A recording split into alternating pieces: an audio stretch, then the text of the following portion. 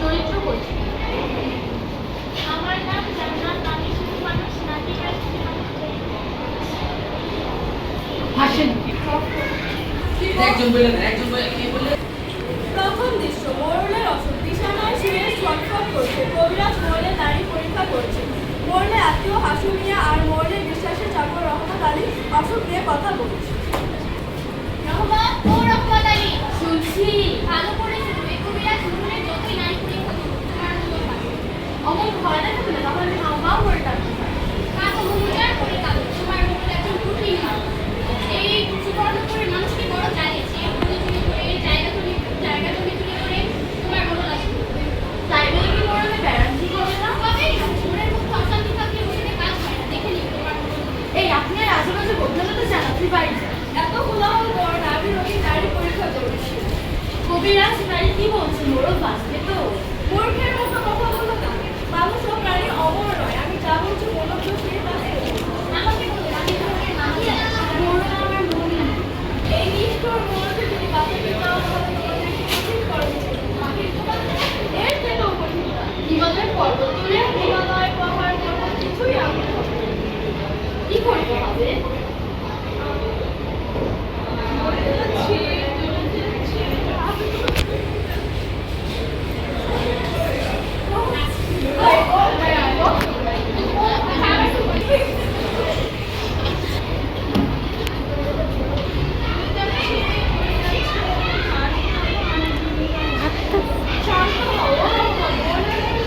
হ্যাঁ দিচ্ছি। এই মোরল একদম এই মোরল আমার মুরগি চুরি করে খেয়েছে। আজকে তো আমি মুরগির দাম দিয়েই ছাড়বো।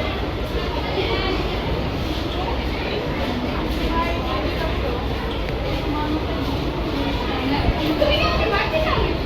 বড় তুমি কার সঙ্গে মিথ্যা কথা বলবে? তোদের বা তাকে তুমি কার কোনোদিন রোধ করবে?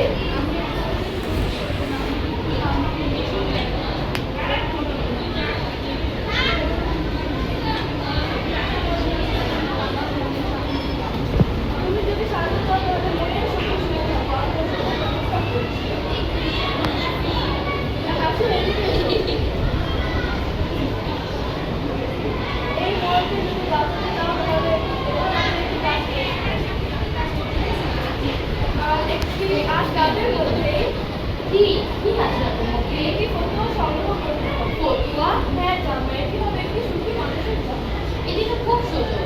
এটি খুবই কঠিন কাজ, যা আসলে সুখী মানুষের জন্য। বনের ধারে অন্ধকার রাত, চাঁদের উড়ান আলো, ছোট একটি কুঁড়ে ঘর, সামনে হাসি মিয়া ও রহমত গালে হাত দিয়ে ভাবছে। না পাঁচগ্রাম ঘুরেও একটা সুখী লোকের দাম। সুখী মানুষ পেলাম না, সুখী মানুষের দাম তোমার মন দিয়ে পাবে। আহারে, এখন আমরা কি করবো? চুপ করে কঠিন জিনিস এই দুনিয়াতে। গরিব ছাড়ো ধন দাও, পেটুক ছাড়ো খাবার দাও, ভিক্ষুক ছাড়ো ভিক্ষা দাও, কেউ সুখী সবার মনে। আমরাও তো বলছি আমাদের মোড়লের জন্য জামা দাও, আমাদের বসির দাও, আমরাও কষ্ট। এই ছোট ছোট ঘরের ভিতরে কি যেন কথা বলছে। মনে হয় ভোট চলে পালিয়ে যায়। ঘরের ভিতরে কে ভাই যাচ্ছে? বলতে পারি বলতে তোমরা কে ভাই চাও? আমরা বড় দুঃখী মানুষ, বুঝলি ভাই? আমি একজন সুখী মানুষ। তোমার সত্যি কোনো দুঃখ নেই? না, সারাদিন বনে কাজ করে সেটা ভালো লাগে, যাবার লাগবে, চাকরি বাকরি মনে শুধু খেয়ে রান্না করে শুয়ে পড়বে। এক ঘুমেই রাখতে পারে। তার মানে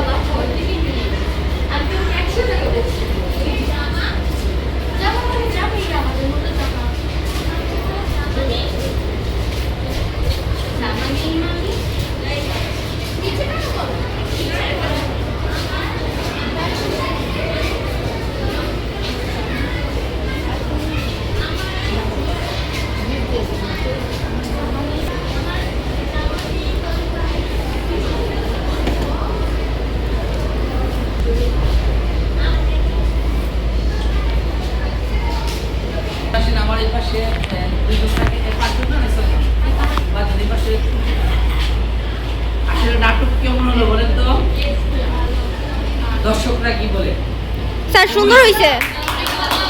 ভালো হয়েছে? এই জায়গায় যখন ওরা হাততালি দেবে ওদের দিকে উঠে মারবেন না। নাটক আসলে ভালো হয়েছে। জি স্যার। এখানে সবচেয়ে ভালো অভিনয় কার হয়েছে বলুন তো? হ্যাঁ, মানে যদি আপনাকে 80 দিতে বলে 100-র ভিতরে, তাহলে কাকে দিবে? নূপুর। নূপুর আর অথই। অথই। ও মনোযোগ সহকারে নাটক দেখছে। বাকিরা আপনারা যুগে বাঙালি মানে দেখার জন্য দেখছেন, কিন্তু এরকম হয় না। আসলে অথই আর ওই যে নূপুর, অথের অভিনয়টা আরো ভালো হয়েছে, খুব সুন্দর। ও মানে মানে এই যে অভিনয়টা করছে ও আর ইয়ের সাথে মিশাই নিচ্ছে যে আমি এই চরিত্র।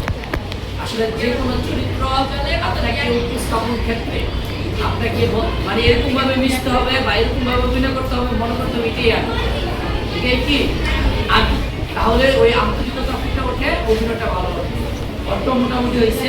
আর এটা ও আর একজনকে তিশা, এই দুজনকে আসলে কোনো যত্ন ছিল না।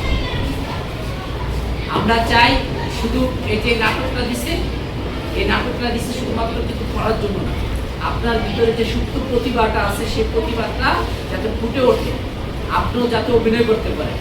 কারণ এই যে আজকে যারা হুমায়ুন ফরিদি হয়েছে, হুমায়ুন ফরিদির নাম শুনছেন?